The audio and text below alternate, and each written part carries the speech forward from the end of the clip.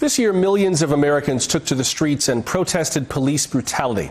Some activists coalesced behind a call to defund the police.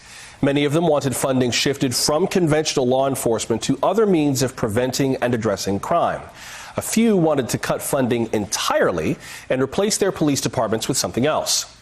This week, President Obama challenged the effectiveness of that message. If you believe, as I do, that we should be able to reform the criminal justice system so that it's not biased and treats everybody fairly, I guess you can use a snappy slogan like defund the police, but you know you've lost a big audience the minute you say it, which makes it a lot less likely that you're actually going to get the changes you want done. The key is deciding, do you want to actually get something done, or do you want to feel good among the people you already agree with? Now, those comments quickly drew backlash from some Democrats to his political left. But the debate raises a good question. Do slogans like this put spectacle above substance, or are they successfully pushing a tough conversation forward? Joining us now is someone very familiar with messaging and movements. If you've heard Bernie Sanders talk about the 99%, then you're familiar with the work of Micah White. He is an activist and co-creator of Occupy Wall Street. Micah, welcome to the program. Thanks for having me on, Joshua. What did you make of President Obama's comments? Well, I thought it was a productive opening for a kind of discussion around how to make protests more effective and what the usefulness of social movements are. And I think that we should be receptive to having that discussion. So I look forward to kind of having a nuanced discussion about it. That seems to be the problem, though, that the president is articulating, is that once you say defund the police, it provokes this kind of visceral response in someone's lizard brain where they're like, what? No police? Who's going to keep us safe? What are we going to do if someone breaks into my house? And then everything degenerates into chaos. And you can't have the conversation because just by saying those three words, you have pulled someone out of their intellect and into their emotions. Well, I mean, what we're having here is we're having a debate around theories of change. And Obama has a certain theory of change that comes from his experience as a community organizer. And activists and protesters have a different theory of change that comes from their experience building social movements. And so I think that what is happening is that Obama is both right and wrong. You know, the reason why defund the police and slogans like that catch on, the reason why Occupy Wall Street and slogans like that catch on is because people get excited by hearing something that breaks the script, that breaks out of the same old politicians speak. So I think that Obama is right to encourage social activists to think about how to make their movements more effective. But I think that he's wrong to insist that they follow a kind of middle of the road political speak method.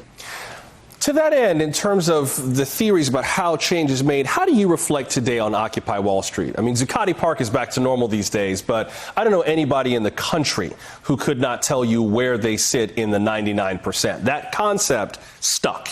And I think that concept has been meaningful to a lot of people in a lot of different ways and helped articulate something that we kind of knew wasn't right, but didn't have the words to describe in a way that was universal. How do you reflect on Occupy Wall Street today? Well, it's painful. You know, I think that we have to remember that Obama is the one who oversaw the crushing defeat of Occupy Wall Street. He's the one who allowed the camps to be evicted. He was the president at the time, and he did not stop it from happening. In fact, he never mentioned the movement publicly until it was evicted from our encampments. So it is very painful. But I think that in the years since, I've done a lot of thinking about the usefulness of social movements. And I think that rather than doing what Obama's doing, which is basically trying to critique social movements, tell us what they're doing wrong, we need to start asking the question of, well, what are these social movements for? What can they achieve? And I think that they can achieve great things. I think they can achieve even greater things than Obama might be able to imagine. But that requires a kind of collaborative attitude between elites and social movements. And that is what's missing right now, because we either have on one side people who pander to social movements, or we have on the other side people who condescend to social movements. And what we need instead is a kind of honest reflection on, like, look, when people rush into the streets in these ways, that's really, really important. That's one of the few kind of social phenomenons that we have that breaks us out of the kind of scripts and ways of being, and they're productive. So we need social movements, and we can't ask them to change their essential nature. So where do you go with something like defund the police? I'm not trying to presume what your perspective is on it, but having covered a number of these movements over the years, locally and nationally, it feels like there is a large protest an occupation of the square near City Hall or whatever.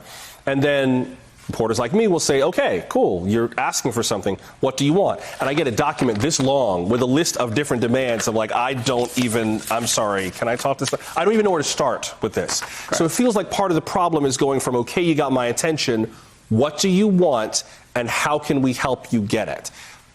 That, to me, seems to be the concrete problem with movements like this, that it's just hard to articulate to an everyday person like what step one is. What do you think step one might be in terms of something like this movement to defund the police, to make it viable? Maybe a lesson you learned from Occupy Wall Street.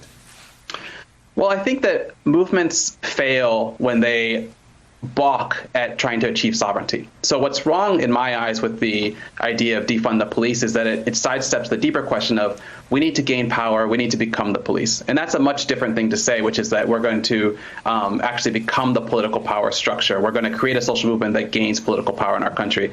And I think that's what social movements are basically kind of struggling with right now is, are we going to keep being the ones who are protesting in the streets, or are we also trying to become a movement that can gain and hold power and run police departments and do all of these things without becoming political, part of the party politics and that kind of stuff. So what I hear is still, again, movements stepping away from taking up their full potential.